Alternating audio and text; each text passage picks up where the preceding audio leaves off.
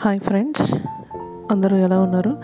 ఈరోజు మనం ఈ వీడియోలో Shri Konda Laxman Telangana State Horticultural University Grape Research Centre వాళ్ళ ఆధ్వర్యంలో నిర్వహించిన గ్రేప్ ఎక్స్పోని వాళ్ళ ఫార్మ్కి వెళ్ళి చూద్దామండి.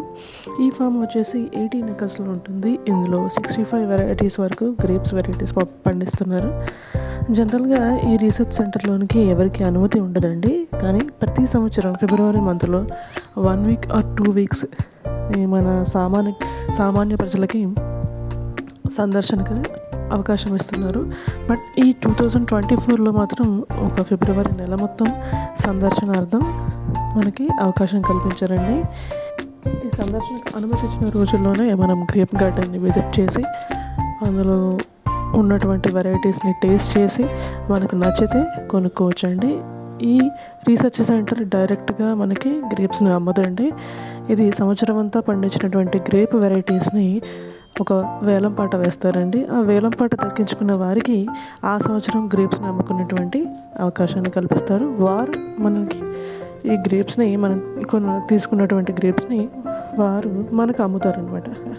ఈ 65 రకాలటువంటి ద్రాక్ష వెరైటీలన్నీ ఆర్గానిక్గా అంటే సేంద్రియ పద్ధతిలో పెంచుతారండి. ఎటువంటి పురుగు మందులు కూడా వాడరు. ఇవి సహజంగా చెట్టు మీద పండినవండి. మంచి సహజమైన రుచిని కలిగి ఉంటాయి.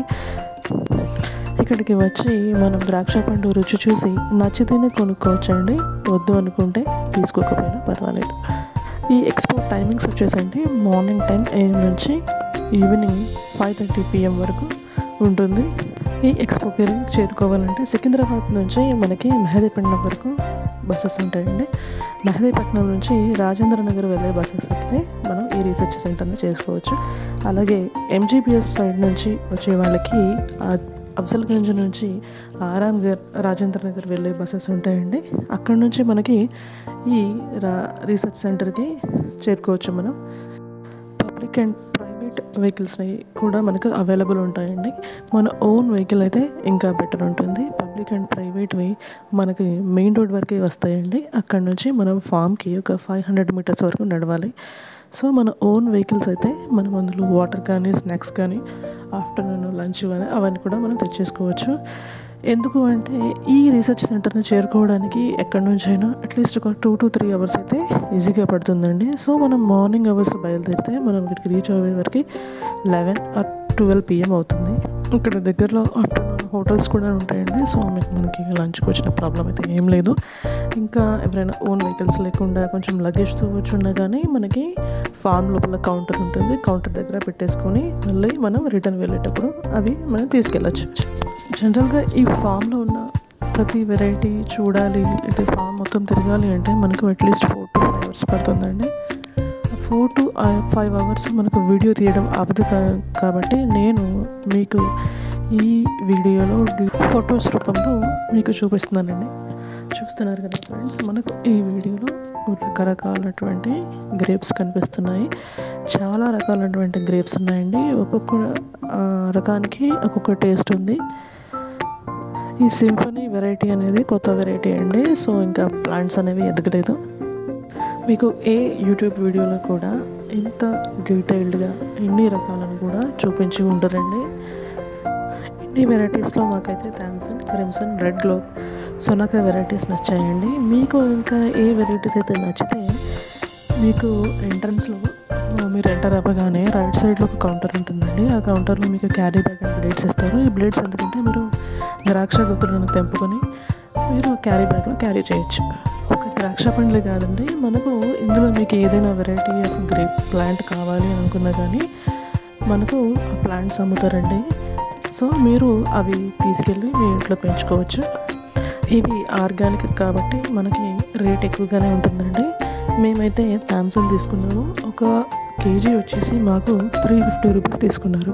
నేను ఫామ్ అంతా చూశానండి. మనకి అక్కడక్కడ ఎట్లా అంటే కొంచెం చీడలు పట్టి పాడైపోయినటువంటి గ్రేప్స్ బంచెస్ కూడా కనిపిస్తూ ఉంటాయి మనకి. సో నేను అడిగాను అనమాట అది రీసెర్చ్ సెంటర్లో, ఎందుకు మీరు అలాగా వదిలేస్తున్నారు అంటే వాళ్ళు చెప్పారండి. నాకు ఏమని చెప్పారంటే ఇది మేము ఆర్గానిక్గా మేము పెంచుతున్నామండి. సో మేము పురుగు మందులు అట్లాంటివి వేయము అని చెప్పేసి. నాకైతే ఇది చాలా నచ్చిందండి. మనకి జనరల్గా బయట తీసుకునే గ్రేప్స్ మీద చాలా రకాలైనటువంటి కెమికల్స్ ఉంటాయి. వాటిని మనం వాటర్తో కడిగినట్టు కూడా అవి పోవు. చిన్నపిల్లలతో వెళ్ళినప్పుడు వాళ్ళకి తెలియదు, వాళ్ళు సడన్గా నోట్లో పెట్టేసుకుంటారు మనం గ్రేప్ ఎక్స్పోకి వెళ్ళినప్పుడు.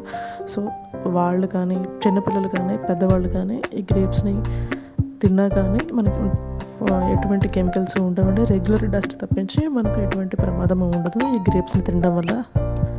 ఇందులో థామ్సన్ వెరైటీ అనేది బాగా సేల్ అవుతుందండి.